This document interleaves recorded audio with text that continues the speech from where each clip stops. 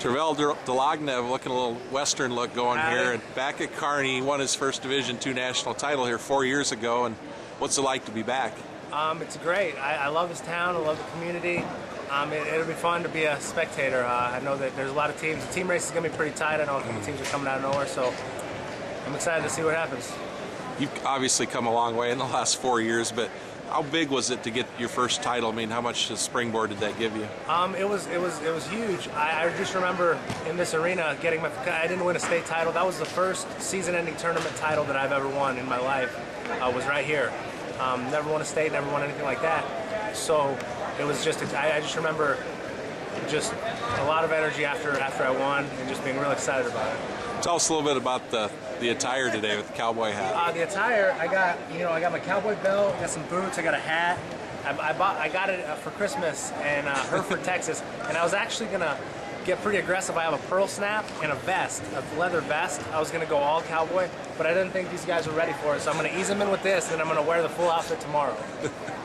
Give us an update on what's going on. You've been wrestling a lot overseas, just came back from an event in Belarus. Yeah, I've had 2 double tours the last 2 months. I did Urigan and Ulan-Ude, then I came back for 2 weeks, and then I just did Iran and Medved. Didn't wrestle as well as I liked. Actually, not to say that I wrestled well, just made big mistakes that cost me matches, and that can't happen. But it was a learning experience, and you just gotta get ready for the Open.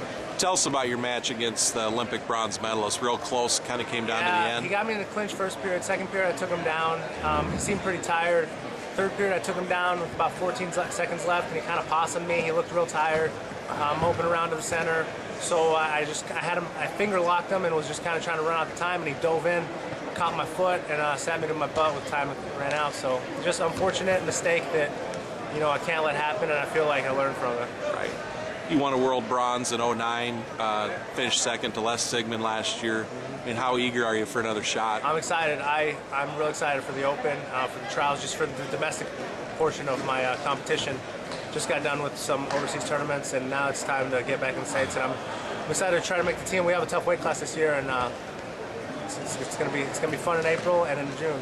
And talk about how tough it is. You got Sigmund, Rollins, Mako. Yeah, I mean, four world team members, a junior world champ.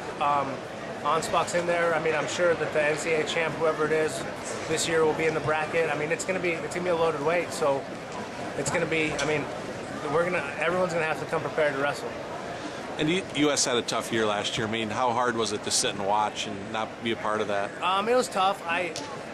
I feel like I learned a lot from the stands, watching my weight class. That it was a valuable experience. But yeah, it was definitely frustrating watching. It was, kind of pit of the stomach feeling the whole time.